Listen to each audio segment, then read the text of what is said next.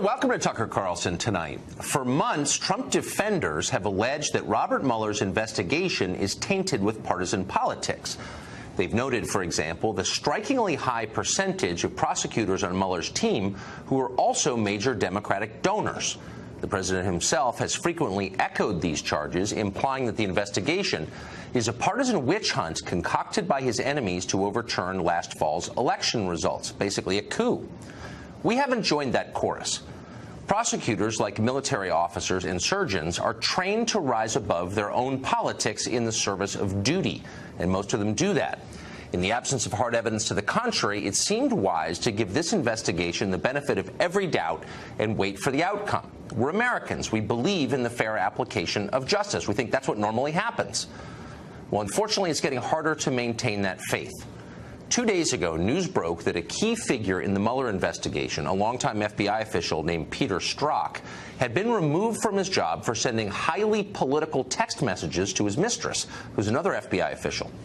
Apparently, those texts attacked President Trump and expressed affection for Hillary Clinton. Now, ordinarily, this would not rate a headline. Even career government officials are allowed to have political views. But this is no ordinary moment. Peter Strzok is at the very center of the two most politicized Justice Department cases in a generation. Strzok was, first of all, deeply involved in the investigation of Hillary Clinton's private email server last year. At the conclusion of that investigation, it was apparently Strzok who changed the FBI's description of what Hillary did from grossly negligent to extremely careless. Now, the first description is a crime, the second merely a blunder. So, in effect, Peter Strzok exonerated Hillary Clinton in the middle of a presidential campaign. But then he kept going. Strzok went on to sign the document, the official document that opened an investigation into Russian meddling in the election. The very same investigation the Hillary campaign was calling for at the time, the one that has now completely overwhelmed the Trump presidency. And if that wasn't enough, it was also Peter Strzok who, according to news accounts this afternoon, oversaw the FBI's interviews in January with General Mike Flynn at the White House, the ones that resulted in Flynn pleading guilty to felony charges on Friday. Apparently, Flynn had no idea he was being interviewed, and that would explain why he didn't have a lawyer present. If true, that would qualify as trickery. It would be unethical. Again, like Zelig, Peter Strzok in the middle of it. So you can see why Strzok's politically charged text to his mistress might matter at this point. What exactly did Strzok say in those texts? We still don't know the answer to that because, for reasons it will not even explain, the FBI won't tell Congress.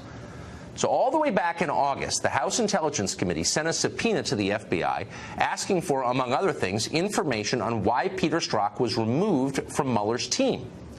But instead of replying, the FBI simply stonewalled and said nothing. Well, that's not just infuriating, it's unconstitutional because the FBI is not its own government. It's a single agency within the executive branch of our federal government. It's accountable to, among others, the United States Congress, and therefore accountable to voters. Keep in mind, nobody elected Peter Strzok to anything. You elect members of Congress to keep people like Peter Strzok in line. Now, when people like Peter Strzok decide that Congress has no power over them, they're giving you the finger, and they're threatening democracy. That should not be allowed. And yet, amazingly, it's common. It happens literally all the time in Washington. Last summer, for example, Congress sought basic information about the infamous Trump dossier. Did the FBI pay for it or part of it? Did FBI agents believe the contents or use them to drive their Russia investigation? These are basic and central questions, and yet the FBI just ignored them. They didn't feel like answering, and they rarely do. Back in 2015, two Islamic extremists attempted to shoot up a Muhammad cartoon contest in Garland, Texas. Remember that? Later, it emerged that an undercover FBI agent knew the two shooters personally, and it even egged them on to, quote, tear up Texas. That agent even traveled with the terrorists to the scene at Garland, was present right before the attack, and tried to flee as it began. It's hard to believe that actually happened in America, but it did happen. You'd probably like to know why it happened, wouldn't you? Senator Ron Johnson of Wisconsin would like to know. He's repeatedly asked the FBI to explain why it shielded terrorists, how it could have failed to stop the shooting that happened later. And yet he still doesn't know. Senator Johnson's requests repeatedly have been stonewalled by the FBI. A year before that, in 2014, Senator Tom Coburn of Oklahoma asked the Justice Department information about the gun that the Tsarnaev brothers used to kill a police officer right after the Boston bombing. He never received an answer to that question. We could go on. There are many examples of this, but the point is clear. The FBI is out of control, and not just in the Trump investigation, but much more broadly. An agency charged with enforcing the law clearly considers itself above the law, and that's a threat to you and every American, no matter who you voted for. Joe DeGenova is a former U.S. attorney for the District of Columbia, and he joins us tonight. Joe, given the centrality of Peter Strzok in these two investigations, Hillary email and the current Trump-Russia investigations, on what pretext could the FBI be denying these texts to Congress? It's very difficult to see how they have any basis for denying Congress access to this data. They publicly leaked the reason that he was fired, removed from the case. So there can't be a personnel reason for doing it. Right. And even if there were, it wouldn't matter. Congress has a right to that data. They can receive it. They have to receive it. I think what's going on at the Bureau right now is very, very serious. It's very depressing for a former federal law enforcement official. This is not your mother's FBI. What's wrong with the FBI is not the average everyday agent. They're great. It's the management at the FBI that is the problem, and that management has not improved with the arrival of Mr. Wray. I cannot understand how Chris Wray, the current FBI director, can tolerate having Andrew McCabe on his staff at this point, given his history and his track record. I think the FBI is in very serious trouble. It started with James Comey. Comey, the dirtiest cop in America, destroyed the FBI's reputation with his bizarre personal behavior beginning way before his July 5th news conference. The Bureau is in trouble. It needs a major overhaul, and if it continues to resist Congress, I believe that contempt of Congress for the current director and other people in the agency is absolutely justified. So this is the most powerful agency in the federal government. They can literally break down the front door of your house and take your freedom away, and they do that quite a bit. Or show up at your house in the morning while you and your wife are in bed in order to frighten you like they did with Mr. Manafort. What a disgusting, awful display of raw political power, not law enforcement power, political power. I think the Bureau has been politicized by Comey.